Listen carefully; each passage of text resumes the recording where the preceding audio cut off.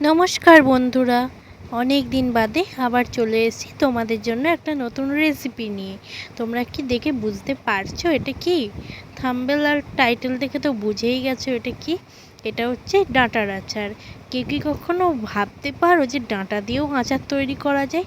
হ্যাঁ, আমি বলবো তৈরি করা যায়, আর সেটাও খুবই সহজ আর টেস্টি উপায়ে। তো বেশি বকবক না করে চলো আমরা দেখে নিই কিভাবে ডাঁটা দিয়ে আচার তৈরি করা যায়। আচার করার জন্য আমরা নিয়ে চলে এসেছি মোটা মোটা লম্বা লম্বা সজনে ডাঁটা।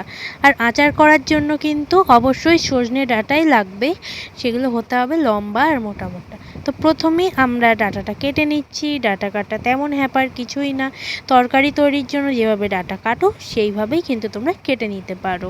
তো ডাঁটা কাটার পরে দেখা হচ্ছে। দেখো, ডাঁটাগুলো কেটে জলে ভিজিয়ে রেখে দিয়েছি, আর এর মধ্যে ছিল 1 কেজি ডাঁটা। এখন ডাঁটাগুলোকে প্রথমে সেদ্ধ করতে হবে। তো সেদ্ধ করার জন্য আমরা দিয়ে দিচ্ছি পরিমাণ মতন হলুদ আর পরিমাণ মতো নুন। এইবারে কিন্তু ডাঁটাটা সেদ্ধ করতে বসিয়ে দিতে হবে। এবার এটা 15 থেকে 20 মিনিট ধরে সেদ্ধ হবে। তো সেদ্ধ হয়ে যাক। এখন দেখো, ডাঁটাগুলো কিন্তু সেদ্ধ হয়ে গেছে, ঠান্ডা করে নিয়েছি। আর বীজগুলো বের করে নিতে হবে, না হলে কিন্তু একদমই খাওয়া যাবে না। বীজগুলোর সাথে সাথে যে শক্ত অংশটা আছে সেটাও কিন্তু বের করে নিতে হবে। আর এইটা পুরোপুরি ঠান্ডা হয়ে গেলে কিন্তু বেরোবে না। হাতে সইতে পারবে এতটুকু গরম রেখে এইগুলো বের করে নিও তোমরা। বীজ ছাড়ানো হয়ে গেছে, এখন চলো আমরা আচার তৈরি দেখে নিই। প্রথমে একটা বড় পাত্রে, যেইটা ছাড়া আচার হয় না, সেটা দিয়ে নিলাম, মানে গুড় দিয়ে নিলাম। তোমাদের আগের আমের আচারের রেসিপিতেই বলেছি, দোকানে গিয়ে বলবে আচার তৈরির গুড়, সেটা বললেই তোমরা কিন্তু পেয়ে যাবে। আগুনের তাতে গুড়টা কিন্তু এমনিই গলে যাবে। তারপরে আমরা যেটা দেব সেটা হচ্ছে তেঁতুল। এখানে দেখো একটা আচার কিন্তু তৈরি হয়ে গেছে, মানে তেঁতুলের আচার। কিন্তু না, আমরা আজকে তেঁতুলের আচার তৈরি করছি না, কিন্তু তেঁতুল দিয়েই তৈরি করছি ডাঁটার আচার। ডাঁটার আচার কিন্তু তেঁতুল ছাড়া ভালো লাগে না। ওই দেখো, কথা বলতে বলতে কত কিছু দিয়ে ফেললো মা।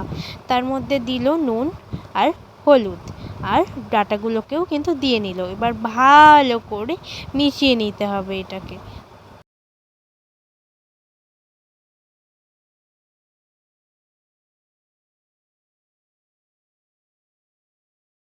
মেশানো হয়ে গেছে। এখন যেটা দিচ্ছে সেটা হচ্ছে আচার তৈরির মশলা। আমি কিন্তু অলরেডি আমের আচারে দেখিয়ে দিয়েছি, তোমরা যদি না দেখে থাকো তাহলে জলদি যাও আর দেখে আসো আচার তৈরির মশলাটা। সেটাই কিন্তু মা দিয়ে দিল, আর সেটা দেওয়ার পরেও পুরোনো প্রসেস, ভালো করে মিশিয়ে নিতে হবে। তো 3-4 মিনিট ধরে মেশানোর পরে দেখো আমাদের আচার কিন্তু একদম তৈরি হয়ে গেছে। আর আচার কিভাবে রাখতে হয় সেটা কিন্তু আমি অলরেডি আগেই বলে দিয়েছি, তাও আরেকবার বলে দিই। বাসি কাপড়ে আর পিরিয়ডসের সময় কখনো আচার ধরবে না, এতে কিন্তু আচার নষ্ট হয়ে যাবে। আর কখনো যেন জল না পড়ে, এঁঠো হাতেও টাচ করা যাবে না। আর প্রতিদিন রোদে দিতে হবে, তাহলে দেখবে আচারের টেস্ট আরও বেড়ে গেছে। এখন যেহেতু বর্ষার সিজন, তাই বলে দিই, বর্ষার জন্য একটু সাদা সাদা পড়তে পারে, তোমরা কিন্তু ভয় পাবে না। সেই সাদা অংশটাকে তুলে ফেলে দেবে, আর যেগুলো লক্ষ্য রাখতে বললাম সেগুলো অবশ্যই লক্ষ্য রাখবে। দেখবে 1 বছরের বেশি সময় চলে যাবে তোমাদের আচার। আমরা বাড়িতে এগুলো ফলো করি বলে কিন্তু আমাদের আচার 1 বছরেরও বেশি সময় চলে যায়। তো দেখে নিলে কত সহজে আচার তৈরি হয়ে যায়। এবার আর কাউকে না বলে ঝটপট বাড়িতে বানিয়ে ফেলো। দেখা হচ্ছে পরের ভিডিও নিয়ে।